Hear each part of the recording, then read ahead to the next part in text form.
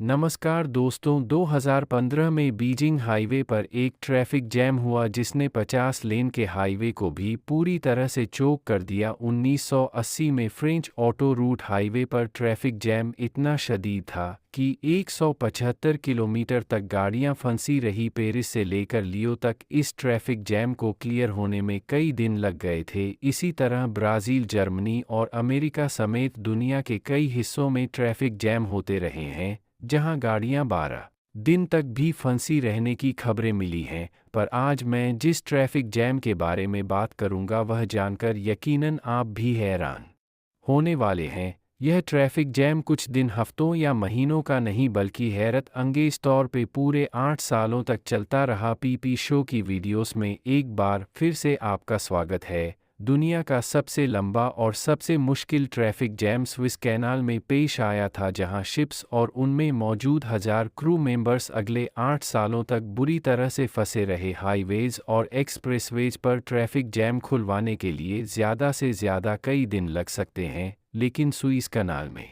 होने वाले जैम को खुलवाना किसी के बस की बात ही नहीं थी। आइए इतिहास के इस अनोखे और सबसे लंबे अरसे तक चलने वाले ट्रैफिक जैम की इंटरेस्टिंग स्टोरी जानते हैं। यह बात तो हम सभी जानते हैं कि सुइस कैनाल को शिपिंग और ट्रेडिंग इंडस्ट्री का जेवर कहा जाता है। 18,698 से घूमकर यूरोप जाना पड़ता था। स्विस कैनाल ने शिपिंग इंडस्ट्री का यह महीनों का सफ़र दिनों में बदल लिया और अब यूरोप से शिप्स मेडिट्रेनियन सी से होती हुई डायरेक्टली रेड सी पहुंचकर एशियन कॉन्टिनेंट को एक्सेस कर सकती है। इस रूट को इस्तेमाल करके हर शिप करीब 10,000 किलोमीटर का फासला बचा लेती है। इसके अलावा अफ्रीकन वाटर्स में कई पायरेट गैंग्स यहाँ से गुजरने वाली शिप्स को लूट लिया करते थे, जिनमें सोमालियन पायरेट्स और वेस्ट अफ्रीकन पायरेट्स काफ़ी फेमस हैं। यह पायरेट्स शिप्स को ज़बरदस्ती रोक कर करोड़ों डॉलर्स का माल लूट लिया करते थे और क्रू को होस्टेज बनाकर अपनी मांगें भी पूरी करवाते थे। स्विस कैनाल ने इन शिप्स को लंबे डिस्टेंस के साथ साथ इन पायरेट्स से भी बचाने का काम किया था। यह वाक़या है 5 जून 1967 का, जब सुबह सवेरे 15 कार्गो शिप्स सुइस कैनाल की मेडिट्रेनियन साइड से एंटर होती हैं। नॉर्मली शिप्स को यह कैनाल क्रॉस करने में 12 घंटे लगते हैं, लेकिन आज इनका यह घंटों का सफ़र सालों तक लंबा होने वाला था। इस बात की भनक इनको ज़र्रा बराबर भी नहीं थी। यह वह दौर था जब इजिप्ट और इज़राइल के दरमियान पहले से ही कुछ टेंशन्स चल रही थी और दोनों पड़ोसी एक दूसरे के खिलाफ जंग की तैयारियां कर रहे थे। अब मैप पे देखा जाए तो यह लाइन इज़राइल और इजिप्ट का बॉर्डर है। इस बॉर्डर से सुइस कैनाल बहुत दूर है, करीब 200 किलोमीटर दूर। इस पूरे हिस्से को साइनाई पेनिनसुला भी कहा जाता है, क्योंकि वो बॉर्डर से खासे दूर थे। इसी वजह से ना ही इजिप्ट को और ना ही उन 15 शिप्स को इज़राइल के साथ बढ़ती टेंशन की परवाह थी। पर इस दिन कुछ यूं हुआ कि टेंशन से उबलने वाला लावा फट पड़ा और अचानक जंग की शुरुआत हो गई। इज़राइली फोर्सेस ने इजिप्ट पर सरप्राइज अटैक कर दिया। सिर्फ एक घंटे के अंदर अंदर सुइस कैनाल के गिर्द कई रॉकेट्स और प्लेन्स आ गिरे। हालात इतने खराब हो गए कि इजिप्शियन फोर्सेस ने फ़ौरन सुइस कैनाल को दोनों तरफ से बंद कर दिया। अगले 6 दिनों तक कड़ी झड़पें चलती रही, लेकिन इज़राइली फोर्सेस पूरे साइना पेनिनसुला पर कब्जा जमाने में कामयाब हो गई। अब इज़राइल और इजिप्ट का नया बॉर्डर बन चुका था और सुइस कैनाल ही था जो इन दोनों कंट्रीज़ को एक दूसरे से अलग किए हुए था। यह इजिप्ट के लिए एक बहुत बुरी हार थी। इज़राइली फोर्सेस कैनाल को क्रॉस करके मजीद आगे ना बढ़े, इसलिए इजिप्ट ने सुइस कैनाल की दोनों साइड पे कश्तियां खड़ी कर दी, अपने ब्रिजें खुद ही तबाह कर दिए और पूरे कैनाल में जगह जगह माइंस इंस्टॉल कर दी। ऐसा करने की सिर्फ एक ही वजह थी कि इस कैनाल को इज़राइल के साथ कोई भी इस्तेमाल ना कर पाए। इस दौरान 15 गो शिप्स ग्रेट बिटर लेक में ही फंसी की फंसी रह गई। इनके वेस्ट में इजिप्शियन आर्मी तो इनके ईस्ट में इज़राइली फोर्सेस थी। यह ना ही वापस मेडिट्रेनियन में जा सकती थी और ना ही रेड सी में। इन शॉर्ट, इन शिप्स के पास इसी लोकेशन पर खड़े रहकर वेट करने के सिवा और कोई ऑप्शन नहीं बचा था। इनके अलावा कई 100 और शिप्स भी थी जिनको मेडिट्रेनियन और रेड सी में ही रोक दिया गया था। सब इसी उम्मीद में खड़े थे कि शायद मामला मामला सुलझ जाए, लेकिन मामला मजीद गंभीर होता जा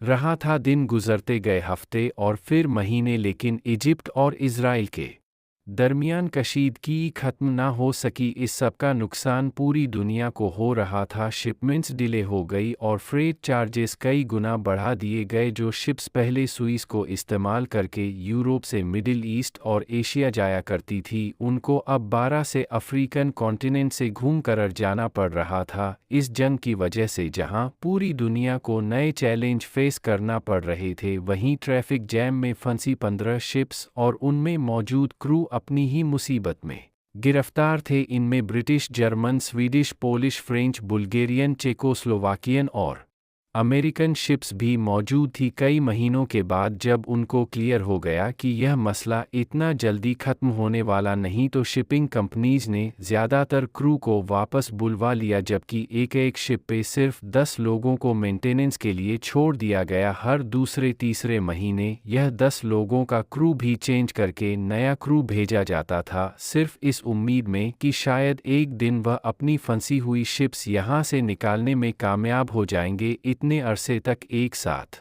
रहते 15 शिप्स के क्रू में दोस्ती बढ़ती गई। उन्होंने अपने आप को इस डिप्रेशन से निकालने के लिए एक्टिविटीज का इंतज़ाम भी किया। जर्मन शिप पे एक छोटा चर्च खोला गया जहां हर संडे को सारे क्रिश्चियंस जमा होते थे। बुल्गेरियन शिप पे हर रोज़ मूवी नाइट का बंदोबस्त किया जाता। स्वीडिश शिप पे पूल पार्टीज और ब्रिटिश शिप पे फुटबॉल खेली जाती थी। हत्ता कि उन्होंने यहीं बिटर लेक के बीचों बीच ओलंपिक गेम्स भी करवाई थी, जिसको बिटर लेक ओलंपिक्स 1968 का नाम दिया गया था। एक के बाद एक साल गुजरते जा रहे थे, लेकिन ये शिप्स एक ही जगह पर खड़ी रही। आखिरकार एक वक्त ऐसा आया कि इनके ऊपर मिट्टी की लेयर जम चुकी थी, क्योंकि ये न्यूट्रल शिप्स थी और इनका इस लड़ाई से कोई लेना देना नहीं था। इसी वजह से इनको खाना पना पहुंचाने के लिए ना ही इज़राइल को एतराज़ था और ना ही इजिप्ट को। 6 सालों के बाद 1973 में यह जंग एक बार फिर से शिद्दत इख्तियार कर गई, लेकिन इस बार हमले की शुरुआत इजिप्ट की तरफ से हुई। इजिप्ट अपनी पूरी ताकत के साथ साइनाई पेनिनसुला में घुसा और इजरायली फोर्सेस को काफ़ी अंदर धकेल दिया। दोनों तरफ से भरपूर हमले किए गए, लेकिन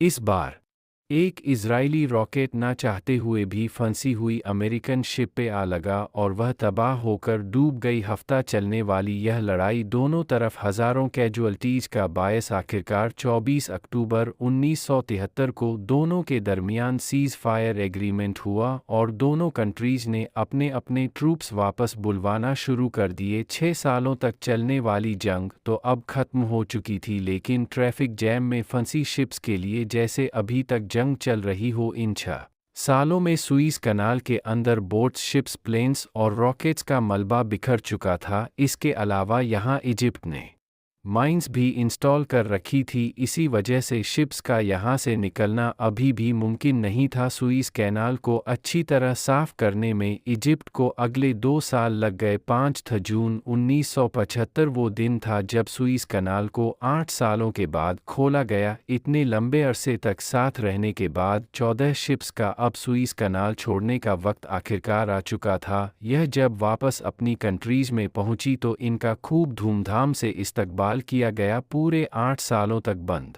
रहने के बाद सुइस कैनाल में ट्रैफिक दोबारा से बहाल होने लगी। इतनी बड़ी ट्रैफिक जैम हिस्ट्री में ना ही पहले कभी हुई थी और ना ही इसके बाद आज तक हुई है। दूसरी तरफ इजिप्ट और इज़राइल के रिलेशंस बेहतर होते गए। इज़राइल ने पूरा साइनाई पेनिनसुला इजिप्ट को वापस कर दिया और इजिप्ट वो पहली अरब कंट्री थी जिसने इज़राइल को रिकॉग्नाइज़ किया था। उम्मीद है पीपी शो की ये वीडियो भी आप लोग भरपूर लाइक और शेयर करेंगे। आप लोगों के प्यार भरे कमेंट्स का बेहद शुक्रिया। मिलते हैं अगली शानदार वीडियो में।